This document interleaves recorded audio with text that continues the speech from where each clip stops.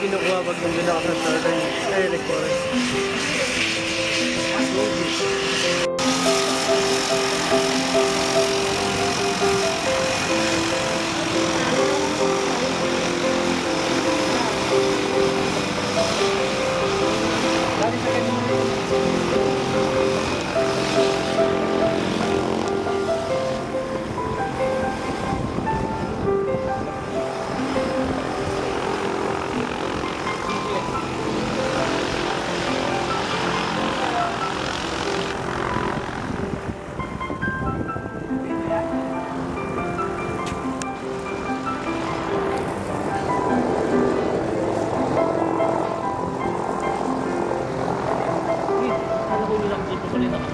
Alright everyone, welcome aboard. My name is Alex. I'm actually going to be your tour guide for our trip today. But I just want to tell you guys boat.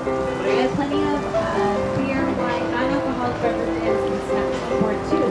My bartender might have been actually might have bought your tickets from him. So he'll be down in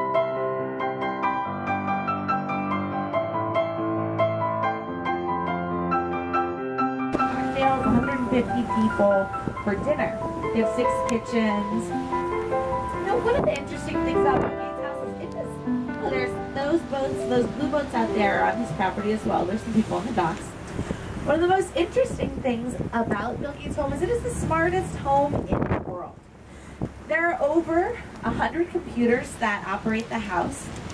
It takes 10 people to run them at all times. If you're ever lucky enough to be invited to dinner at Bill Gates' house, before you get there, you'll fill out a little questionnaire. It says, what kind of music do you like? What kind of what temperature do you like? What kind of art do you like? And then when you get there, you'll be given a lapel pin. As you walk through the home, every time you enter a room, the music will change, the lights will dim or brighten, the art on the walls will change, depending on what you said in your questionnaire. If you walk in with another person, the room will split the difference. If someone with a higher security clearance than you walks in, like Bill Gates, it'll change to what he wants. If you're by yourself in a room and the phone rings, it's for you. The house knows where you are at all times. If you go up to a door and you can open it, you're allowed to go in there. If you can't open it, you should stay out. Don't try, because the house can it tracks your security clearance and what rooms you can and cannot enter. The current estimated value of the home is about $157 million. The increase in value is most likely due to all the computers that are in the home. Bill Gates has said that he hopes that one day everyone will have a house just like his.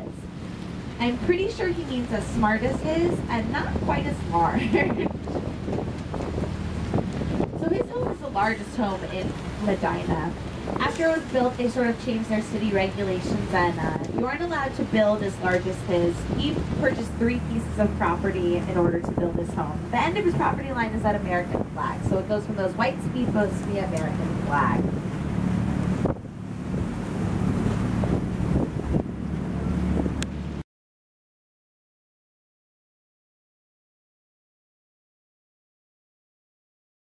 Water and the soil that's beneath you.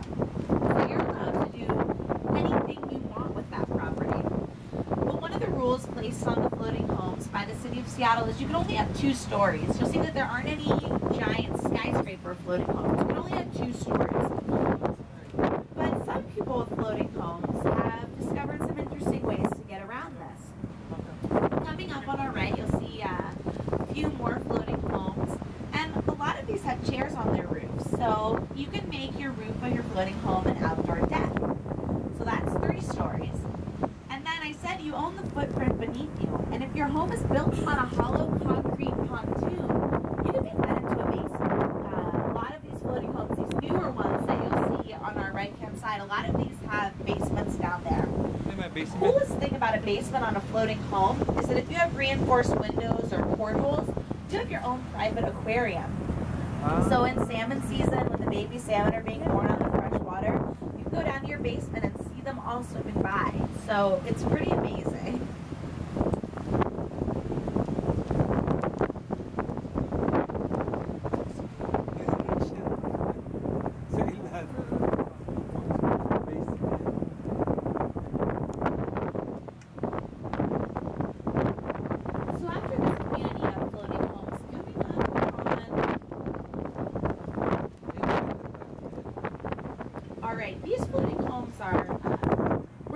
different. The ones that are right to our right, you'll see they all are spaced out. They're all on the same dock. These floating homes were originally, this was going to be an industrial area that was being made.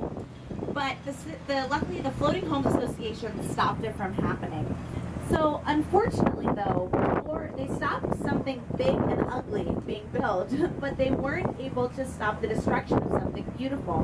What used to stand where those floating homes that are now behind us was the original Boeing hangar.